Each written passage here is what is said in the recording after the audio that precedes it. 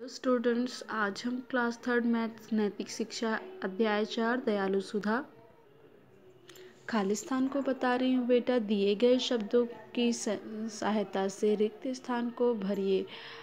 जीवन में हर एक व्यक्ति खालिस्तान रहना चाहता है, सुखी रहना चाहता है। हम दूसरों की खालिस्तान करके सुखी प्राप्त कर सकते हैं। मदद। सुधा दूसरों के प्रति बड़ी खालिस्तान और सहायक थी, दयालु और सहायक। चाय लेने पर बूढ़ी औरत मुस्कुराई और सुधा को क्या दिया? उसने आशीर्वाद दिया। मंदिर के आसपास के लोग सुधा की खालिस्तान करने लगे। क्या करने लगे बेटा? प्रशंसा करने लगे। दीन दुखियों की सहायता करके अनोखी खालिस्तान मिलती है। प्रसन्नता। बूढ़ी औरत की मृत्यु पर सुधा को बहुत दुख हुआ। क्या हुआ? बूढ़ी औरत के मृत्यु पर सुधा को बहुत दुख हुआ। बूढ़ी औरत चंद्रमा से सुधा की ओर देखकर क्या की बेटा? उसने बूढ़ी औरत ने चंद्रमा से देखकर सुधा को मुस्कुरा रही थी। हम दीन दुखियों की सहायता करनी चाहिए। हमें क्या करना चाहिए? दीन दुखियों की सहायता करनी चाहिए। खालिस्तान एक ऐसा गुण है जो हम सबको प्राप्त करना चाहिए। दयालुता का गुण सभी व्यक्ति में होना चाहिए बेटा। अगर व्यक्ति दयालु नहीं तो वह बहुत बुरी बात है। अगला देखिए बेटा, सही वाक्य के आगे सही का चिन्ह लगाइए।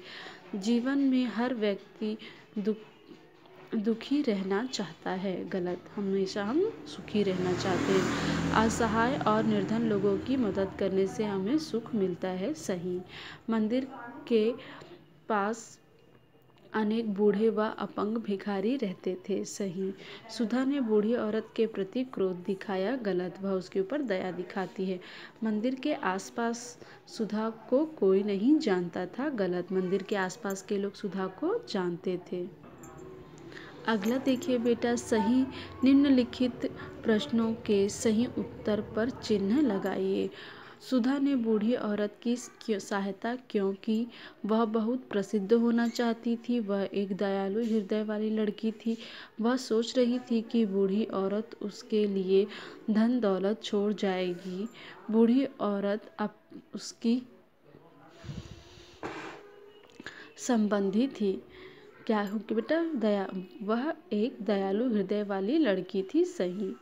ठीक है। सुधा बूढ़ी औरत की मृत्यु पर क्यों रोई? बूढ़ी औरत ने उसके लिए धन दौलत नहीं छोड़ा।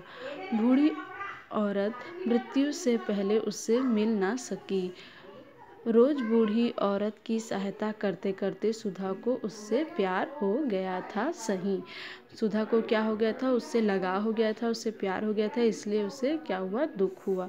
सुधा को बहुत अनोखी प्रसन्नता मिलती थी। ठीक है। अगला देखिए बेटा, सुधा ने सहायता के लिए उस बूढ़ी औरत को ही क्यों चुना, जबकि वहाँ बहुत से दीन दुखी थे। दूसरों की भांति वह सिक्के उठा कर भी नहीं रख पा रही थी। वह सुधा की दादी माँ जैसी थी। वह मंदिर के बाहर एक कोने में पड़ी थी। वह बहुत बूढ़ी थी। वहाँ जितने भी अपंग भिखारी थे उनमें से वह औरत क्या थी? बहुत बूढ़ी थी। ठीक है।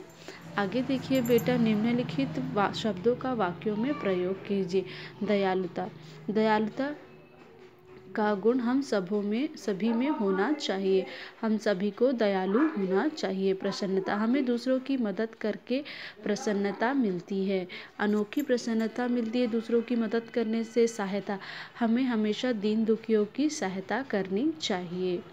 आशीर्वाद। बूढ़ी औरत ने सुधा को आशीर्वाद दिया। बूढ़ी औरत ने क्या दिया? सुधा को आशीर्वाद दिया। दया। दूसरों